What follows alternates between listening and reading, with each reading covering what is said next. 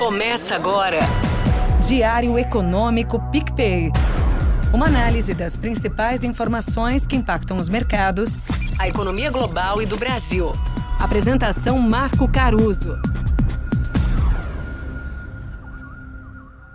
Olá pessoal, bom dia. Hoje é quarta, 1º de novembro de 2023 e esse é o seu Diário Econômico. Hoje é dia de Fed à tarde e Copom no final do dia, só para atrasar o começo do nosso feriado.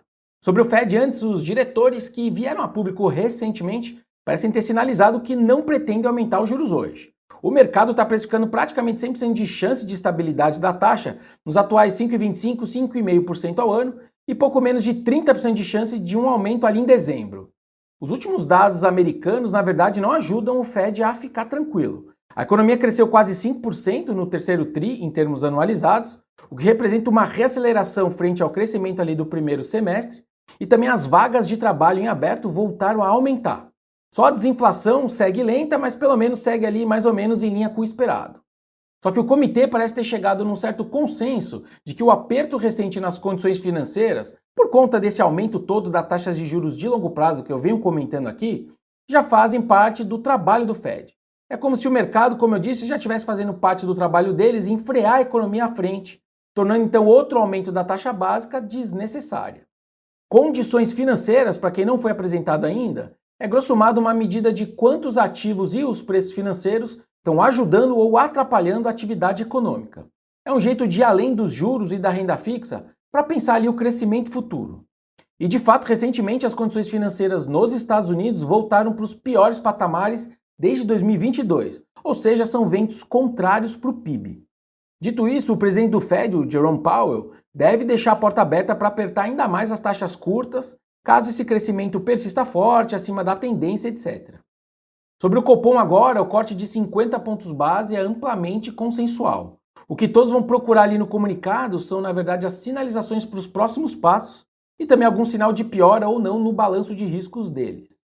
Na nossa visão, eles ainda devem dizer que o cenário básico são novas reduções, no plural, de 0,5 ponto percentual nas próximas reuniões, ou seja, consistentes com pelo menos ali uma Selic de 11,75 em dezembro. Apesar do cenário internacional de fato ter ficado mais complexo, ele ainda entra apenas qualitativamente na avaliação do Copom. Ou de outra forma, o contágio do cenário externo no doméstico, de forma ali objetiva, se deu com uma desvalorização moderada apenas do nosso câmbio e com um petróleo que ainda está bem tranquilo, versus, aliás, um IPCA mais benigno há meses e com queda dos núcleos que eles olham com mais carinho.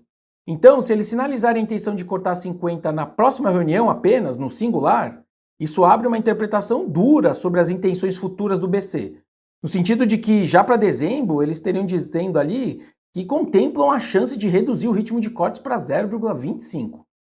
Hoje, mesmo com a curva de juros curta super estressada com tudo que está acontecendo, seja ali no nosso fiscal, seja nos juros globais, ela ainda tem 75% de chance da Selic cair 0,5% em dezembro. Enfim, acho que se ele vier no singular, isso agregaria mais estresse aí desnecessário com tudo que está rolando.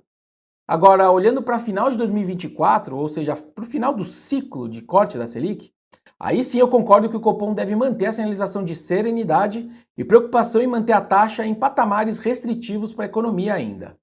No fundo, os fundamentos domésticos ainda permitem um ciclo de corte, que aliás mal começou, por algum tempo. É o equilíbrio externo o maior desafio. Desafio maior porque, por enquanto, a gente está vendo também o governo lutando para conseguir encaixar as suas ambições em termos de gastos, encaixar ali o equilíbrio do orçamento necessário, e também encaixar essa predisposição do Congresso e da sociedade civil de aceitar uma carga tributária maior. Esse risco fiscal, aliás, não deveria ser novidade para ninguém, mas ele tem muito mais a ver com esse ponto final da Selic, que pode sim, eu admito, ficar mais perto de 10% do que de 8%, mas eu não vejo ainda motivo para chegar lá num passo de 0,25 tão cedo. Agora, para terminar, antes de tudo isso, ainda tem a nossa produção industrial às 9 da manhã. A nossa indústria, infelizmente, é a mais fácil de projetar. Não vai para lugar nenhum. A gente estima aqui um pequeno crescimento de 0,1% em setembro contra agosto. Por hoje é isso, turma. Bom dia, bons negócios e sorte sempre. Você ouviu Diário Econômico PicPay. Uma análise das principais informações que impactam os mercados, A economia global e do Brasil. de segunda a sexta, às 6 da manhã, no Spotify e YouTube.